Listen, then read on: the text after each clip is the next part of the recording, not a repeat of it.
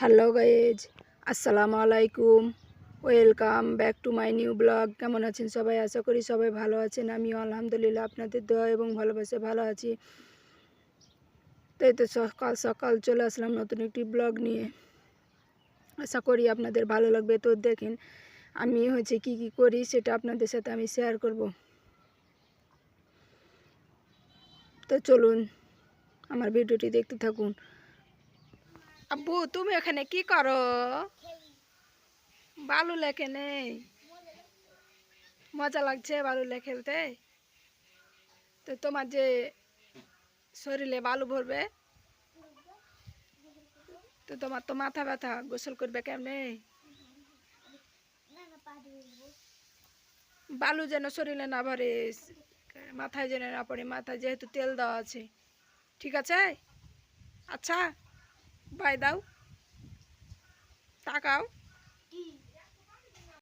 তো ছেলের আজকে রাত থেকে অনেক মাথা ব্যথা, শরীর হালকা জ্বর ছিল, তার জন্য ছেলের চোখ মুখ অনেক শুকিয়ে গেছে। তো এখানে খেলাধুলা করছে বেলকনির মধ্যে বালুলে। তার জন্য তাকে নিষেধ করলাম যেন বালু না লাড়ে, যেহেতু আজকে গোসল করাবো না। সেহেতু এত শরীর খারাপ হলে অসুস্থ। তামজিদ, স্কুল যাওনি? চলে এসছো? কয়টা ক্লাস আছে? পাইছো? পড়তে পারছো?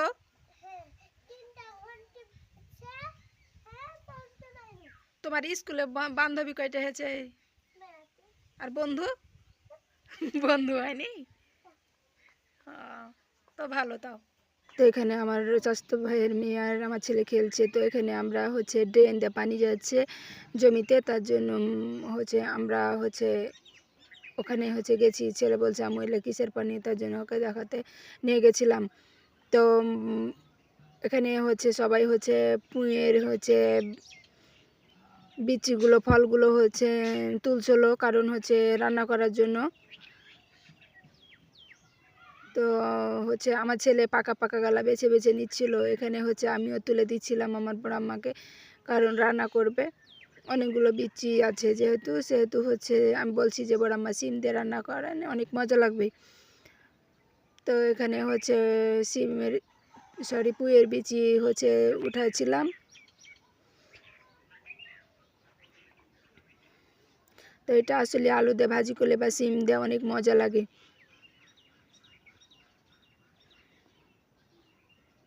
তো যা হোক আমার ভিডিওটি যদি আপনাদের ভালো লেগে থাকে তাহলে সবাই আমাকে একটু সাপোর্ট করবেন। তো এখান থেকে গাছ থেকে টাটকা আমরা লেবু পেড়ে নিয়ে এসে ভর্তা বানাবো লবণ মরিচ দিয়ে। আমরা সে লেবুটাকে খাবো। তো তার জন্য আমি লেবুটাকে ভালোভাবে কেটে নিচ্ছিলাম, ধুয়ে। এখন ওটাকে টুকরা টুকরা করে কাটবো, তা দিয়ে আমরা সবাই মিলে খাবো।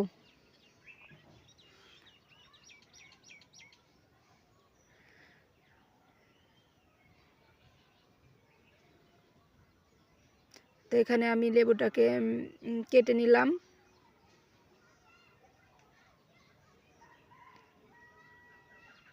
কাটা কমপ্লিট। তো এখন এটাতে লবণ, তারপর শুকনা মরিচ দিব, দিয়ে এটাকে ভর্তা বানাবো।